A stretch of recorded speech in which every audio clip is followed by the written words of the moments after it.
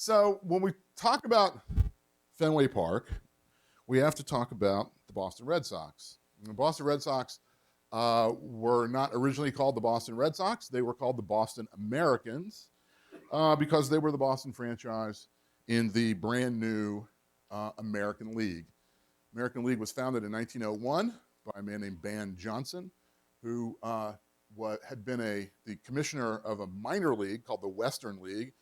And in 1901, he decided that he was going to rename the Western League the American League and say that it was a major league and that they were going to take on the already well-established National League in almost every city where the National League had teams. So he put a team in Boston, and they were known as the Boston Americans to represent the American League. The National League team in Boston was called the Boston Red Stockings. Why were they called the Boston Red Stockings? Because the very first fully professional baseball team was the Cincinnati Red Stockings, my hometown team, by the way. I'm an Ohio boy, born and raised, and like Tom, lived through the 1970s, where we won't get into the whole drug use thing, but the Cincinnati Reds were the greatest baseball team on the planet in the mid-1970s. I was fortunate enough to live then. But the Cincinnati Red Stockings, founded in 1876, moved to Boston just a couple years later and became the Boston Red Stockings. So the Boston Red Stockings were the National League team in Boston. So Ban Johnson puts a team in Boston. They're called the Boston Americans. Sometimes they were referred to locally as the Boston Pilgrims. Think about how history would be changed if they kept that nickname. Pilgrims. Just gives you this great image, right, of the team running out on the field with the big hats and the buckles on their shoes, right? So the Boston Americans were founded in 1901. In 1903, the Boston Americans were sold to a man named Charles Taylor. Charles Taylor was the publisher of the Boston Globe newspaper. And the Taylor family would be either the publisher or the owner of the Boston Globe until 1999. Charles Taylor paid $135,000 for the Boston Americans in 1903. 135,000, not million, not billion, thousand. He bought the team primarily to give his ne'er-do-well youngest son, John, a job. The Taylors were very, very rich, and John I. Taylor had a reputation in Boston of being the kind of playboy, youngest son. His father wanted him to become a publisher like he was. He had no interest in doing that, so he liked to gamble and race yachts and hang around sports teams. So his father bought him the Boston Americans and named him the president of the team.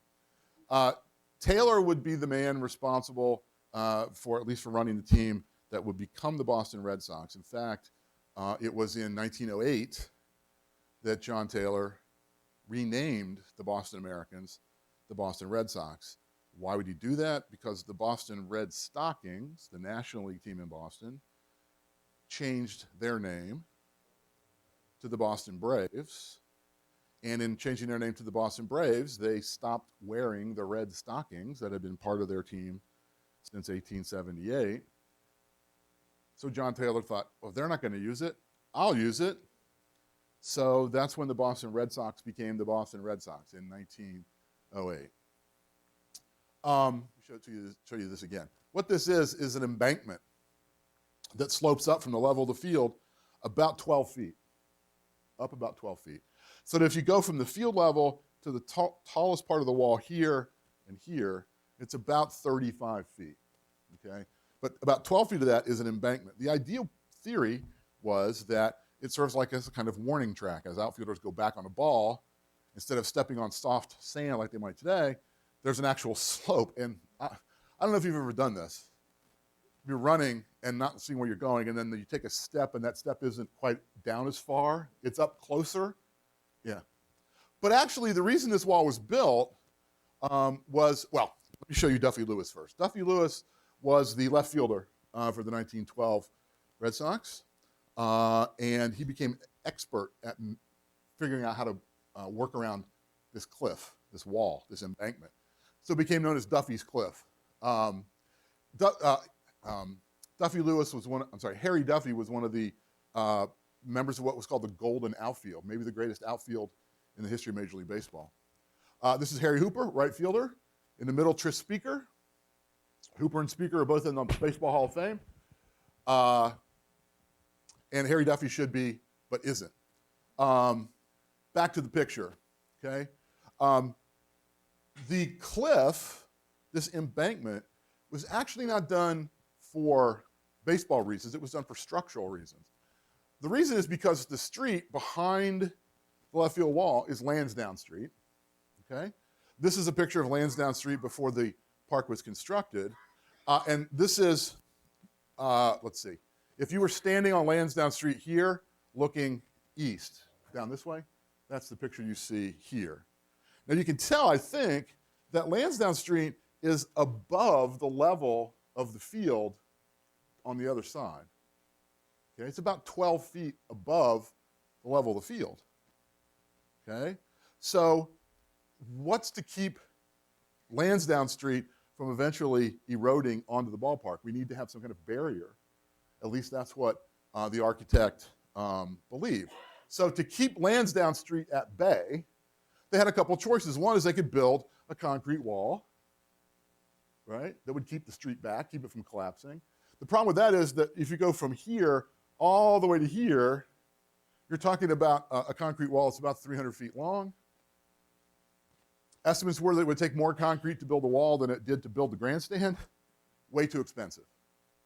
So the other choice was to build up an earthen dam, so to speak, right, that would go up to the level of the street to keep the street from falling in onto the field. And then, as I mentioned earlier, on top of that, so here you can imagine this is Lansdowne Street at the top of the wall.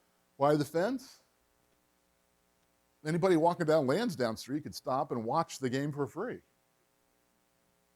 Oh, no, no, no, no, no. So we're going to put up a wall. Okay, why is the wall about 25 feet high? Nobody's 25 feet tall. If you're walking down the street, a 7-foot wall would keep you from looking over. And there are a couple of buildings on the opposite side of the street. We don't want people going up on the roof of those buildings. I want 25-foot wall. So this is the beginning of what will become the Green Monster. Yawkey rebuilt the left field bleachers in less than 3 months in 1934, hiring only union workers to rebuild the bleachers in 1934. Okay? He also builds a new left field wall. Okay? This is the construction of the left field wall at Fenway Park. Right? Laid in concrete. Okay? You can see here's Lansdowne Street just over the wall, running this way. Okay? Built with railroad ties as support and covered with tin. Okay? It's not green yet, but it's the monster. It's the wall that we come to know. Okay? Here's a picture of, this is a picture of the Green Monster from, I think from the 1960s, but this is what it looked like, right, after it was painted green in 1947. No advertisements, just a green wall, right, along with the scoreboard. Baseball that day. Every single one of these, with the exception of the colored lights that indicate balls, strikes, and outs, are hand operated. There are, for most of the numbers in, let's see, here, here, and here, there are 16 by 16 metal cards that weigh about 2 pounds that you have to slide in and out of an opening from the other side of the wall. I'll show you what it looks like on the inside of the wall in just a minute. Even to this day, 2019, they're still operating the scores, changing the pitching numbers, all that stuff by hand. Okay. This is a close-up of it. Here's a picture of those cards. These are metal. They weigh about 2 pounds apiece, right? And they slide them from behind into the spots here. Okay. This is part of the wall. This is inside the Green Monster.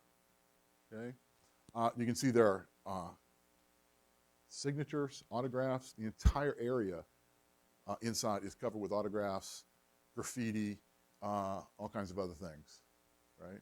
This is Chris Elias. He ran the Green Monster for 25 years, retired in the early 2000s.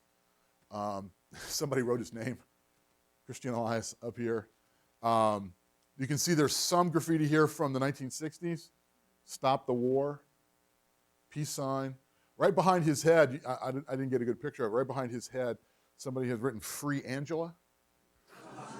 Right? Angela Davis, right? But there are autographs all over here from players and fans and sports writers and other things, right? This picture, again, similar, but gives you an idea of the scope of the area behind the wall. Guys talk about the guys who work back here, right? So the scoreboard's out here. You use these numbers, you step up on these steps and slide the numbers in from behind, have them displayed. Guys who work back here talk about, it's the worst place in the world to work. There's no air conditioning. It's 90 degrees in Boston and humidity. If it's 90 outside, it's 105 or 110 inside. And I'm thinking to myself, really? The worst place in the world to work? I don't know. I'm not a Red Sox. I'd give my left arm to work inside the Green Monster. Are you kidding me? That sounds like a great job.